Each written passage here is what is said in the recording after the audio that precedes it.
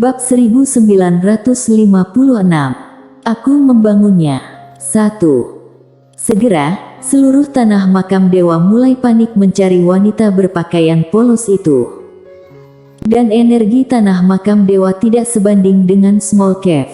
Untuk sementara, mata-mata yang tak terhitung jumlahnya pergi ke dunia puluhan ribu surgawi untuk menemukan wanita bergaun polos.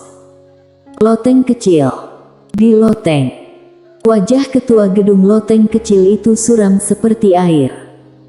Di sampingnya, wanita berbaju hijau berkata dengan suara rendah, "Tanah makam dewa mencari ketua gedung, apa yang kamu lakukan?" Ketua gedung loteng kecil menghela nafas dengan suara rendah, "Mereka meminta kami untuk membantu menemukan wanita berbaju polos." Wanita dengan rok hijau sedikit mengernyit, mereka ingin menyerang orang-orang di sekitar Mileye. Ketua gedung loteng kecil itu mengangguk, "Ya." Wanita dengan rok hijau berkata, "Mau bantu." Ketua gedung loteng kecil terdiam sejenak, dan berkata, "Aku akan menghubungi saudara Ye dan melihat apa yang dia katakan." Dengan mengatakan itu, dia pergi dan turun. Di langit berbintang tertentu, begitu ketua gedung loteng kecil muncul, Mileye muncul di depannya. Ketua gedung loteng kecil buru-buru berkata, "Tuan Muda Ye."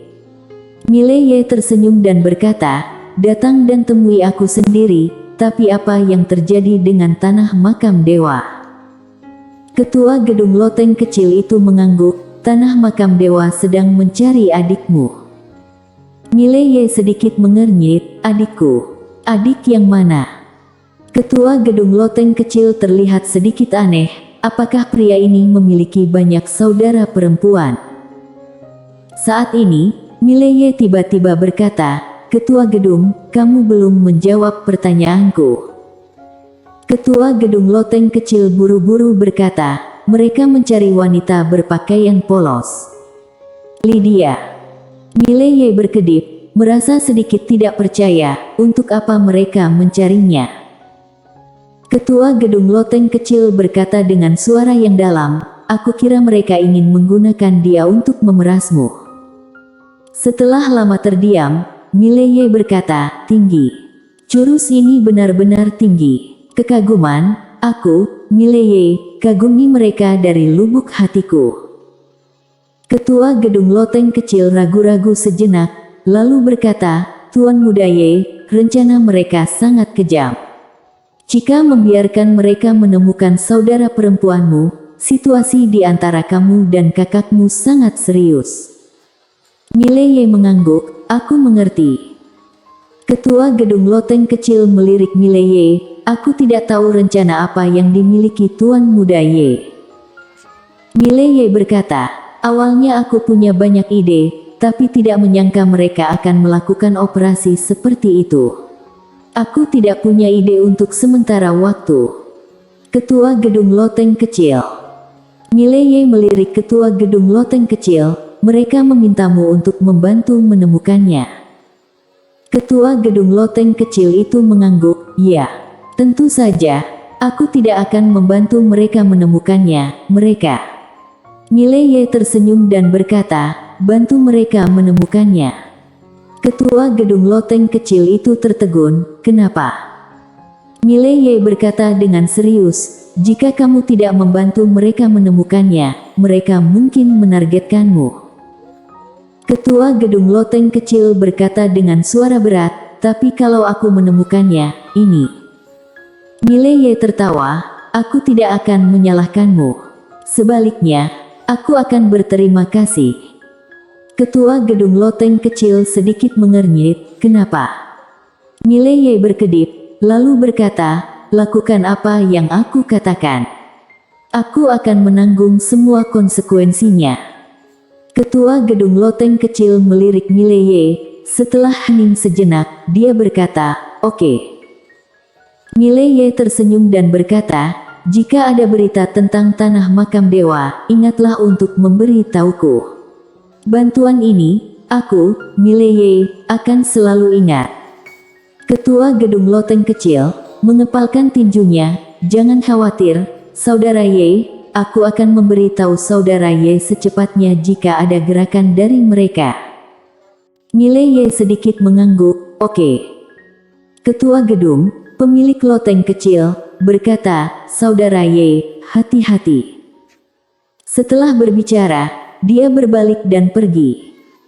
Setelah ketua gedung loteng kecil pergi, Mile Ye tiba-tiba berkata pelan, tanah makam dewa ini juga. Ya, mengapa aku tidak bisa tiba-tiba memikirkannya? Dia benar-benar tidak menyangka bahwa tanah makam dewa ini pergi untuk mencari Lydia.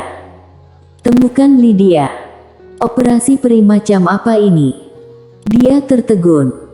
Saat ini, menara kecil tiba-tiba berkata, majikan muda, lihatlah dia. Lydia. Mile Ye terkejut, dan dia dengan cepat memasuki menara kecil. Di dalam menara kecil, Lydia terbaring di tanah, dengan api memancar dari tubuhnya. Saat Mile Ye hendak mendekat, menara kecil tiba-tiba berkata, majikan muda, jangan mendekat, api ini akan membakarmu sampai mati. Mile Ye melirik nyala api, lalu berkata dengan suara yang dalam, ada apa dengan Lydia?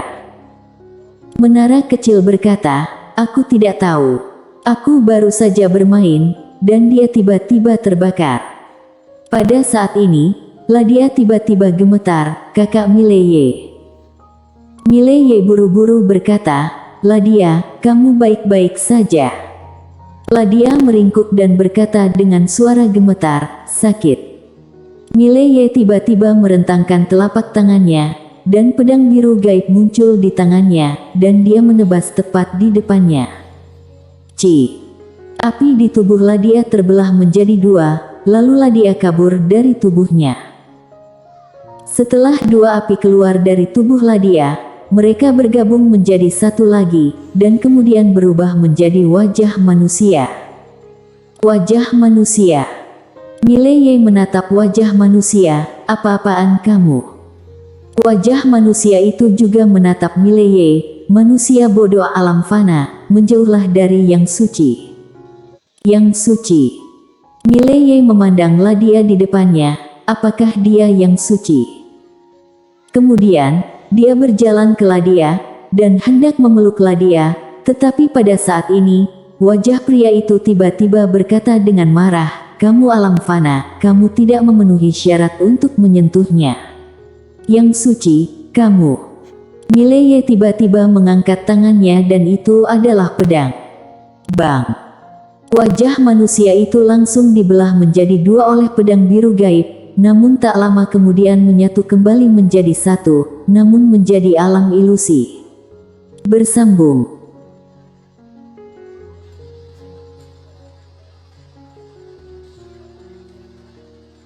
Bab 1957.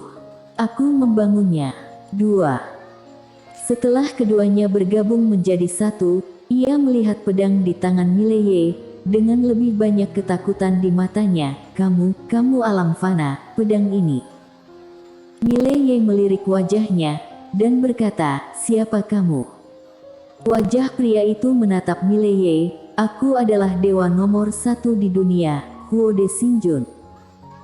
Mile Ye sedikit mengernyit, ya dewa. Wajah manusia penuh kebanggaan, kamu alam fana, kenapa kamu tidak sujud? Mile Ye mengangkat pedang biru gaib di tangannya, percaya atau tidak, aku menebasmu dengan satu pedang. Wajah pria itu melirik pedang biru gaib di tangan Mile Ye, jelas sangat ketakutan, ragu-ragu sejenak, lalu berkata, alam fana, apakah kamu tidak berani menggunakan pedang ini? Mile Ye tersenyum dan berkata, kamu benar tidak tahu malu. Aku seorang kultivator pedang, apa yang aku gunakan jika tidak memiliki pedang? Wajah manusia menatap Mile Ye, alam fana, kamu. Mile Ye tiba-tiba berkata, alam fana, aku tidak suka sikap acuh tak acuhmu. Jika kamu berani memanggilku seperti itu, aku akan segera membunuhmu. Wajah manusia berkata dengan marah, aku Huo De Xingjun, aku memiliki kehadiran ilahi dalam diriku. Mileye tersenyum dan berkata, "Dewa apa yang bukan dewa?" Lydia berkata bahwa tidak ada yang disebut dewa di dunia ini, hanya beberapa orang yang relatif kuat, dan ketika mereka cukup kuat, mereka akan menyegel diri mereka sendiri, dewa. Kentut. Wajah orang itu penuh amarah, dia berbicara tentang kentut. Dia tidak tahu apa-apa tentang kekuatan. Hanya orang bodoh yang mengatakan kata-kata bodoh seperti itu. Mileye mengerutkan kening, dan pada saat ini, menara kecil tiba-tiba berkata, "Aku tidak ingin mendengar apa yang kamu katakan." Wajah manusia memelototi menara kecil, "Diam, alam fana, kamu tidak memenuhi syarat untuk berbicara dengan dewa ini." Daun. Gaib. Mendengar hal itu, menara kecil langsung melompat, "Aku telah menipu leluhurmu selama 18 generasi. Kamu tidak tahu malu, bukan?" Mengatakan itu, dia menabrak wajah orang itu secara langsung. Bang! Segera, satu menara dan satu kebakaran terjadi secara langsung. Mileye sedikit terkejut, dia menemukan bahwa menara kecil yang diubah oleh Lydia agak ganas. Itu benar-benar bisa mengeraskan api wajah manusia itu. Bahkan dia sedikit takut dengan api itu. Pada saat ini, Lydia di pelukan Mileye tiba-tiba berkata dengan lemah, "Kakak." Mileye dengan cepat menundukkan kepalanya untuk melihat Lydia, lalu dia memegang tangan Lydia dengan tangan kanannya, dan energi ungu yang tak terhitung jumlahnya mengalir ke arah Lydia. Lydia memandang Mileye dan berkata dengan lembut, apakah aku akan mati?" Mileye menggelengkan kepalanya dan tersenyum, "Gadis bodoh, kamu hanya sedikit lemah, bagaimana kamu bisa mati?" Lydia hendak berbicara, pada saat ini, wajah di kejauhan tiba-tiba berkata, "Alam fana, turunkan yang suci." Mileye melihat wajah manusia dan menara kecil sudah terjerat, dan tidak ada yang bisa berbuat apa-apa. Mileye mau tidak mau melirik menara kecil. Oh sial! Dia menemukan bahwa menara kecil ini telah menyembunyikan kekuatannya sebelumnya. Nyala api di wajah manusia ini sangat menakutkan, bahkan dia sendiri sedikit takut, tetapi pada saat ini, menara kecil sebenarnya bisa melawannya begitu lama. Jelas, menara kecil menyembunyikan kekuatannya sebelumnya. Pada saat ini, wajah manusia tiba-tiba berhenti, ia melihat menara kecil, "Menara kamu rusak, kamu masih punya 2 trik." Menara kecil berkata dengan lembut, "Jangan berpura-pura agresif di depanku, ku beritahu, di bawah 3 pedang, aku tak terkalahkan. Dengan 3 pedang, aku akan mengubah satu untuk satu." Mengatakan itu, dia berlari menuju wajah orang itu secara langsung. Mileye memiliki garis-garis hitam di seluruh wajahnya. Sial, bagaimana mungkin menara kecil ini bertindak begitu agresif sekarang? Satu untuk satu. Oh sial. Betapa tak tahu malu. Pada saat ini, Lydia tiba-tiba melihat ke wajah, kamu. Wajah manusia itu tiba-tiba berhenti, dan dengan cepat berkata, "Yang suci, aku Huode. Aku adalah bawahanmu yang paling setia." Mileye tiba-tiba berkata, "Bukankah kamu bawahan dewa nomor 1 di dunia?" Wajah manusia berkata dengan marah, "Yang suci adalah dewa nomor 1 di dunia." Mileye menoleh untuk melihat Lydia, dan Lydia sedikit bingung, Aku tidak tahu apa-apa." Mileye melihat menara kecil yang masih akan bergerak. "Menara kecil, tunggu dulu. Izinkan aku menanyakannya." Menara kecil mendengus dingin, lalu mundur ke sisi Mileye.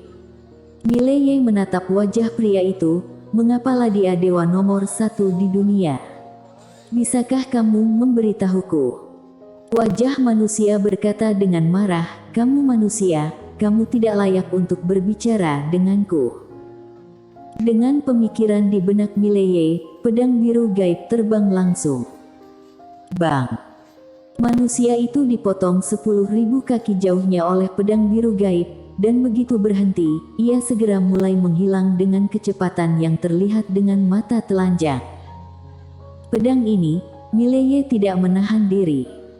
Di kejauhan, wajah orang yang menghilang itu berubah drastis. Ketika melihat Mileye akan mengayunkan pedangnya lagi, ia buru-buru berkata, "Alam fana, manusia, kami tuan-tuan menggunakan mulut kami tetapi tidak tangan. Ayo bicara, jangan bergerak." Mileye tersenyum dan berkata, "Katakan padaku, aku akan mendengarkan." Wajah manusia ragu-ragu sejenak, lalu berkata, "Manusia, dari mana kamu mendapatkan pedang ini?" Mileye hendak berbicara, ketika menara kecil di sampingnya tiba-tiba berkata, "Aku yang membangunnya." Wajah manusia Mileye bersambung.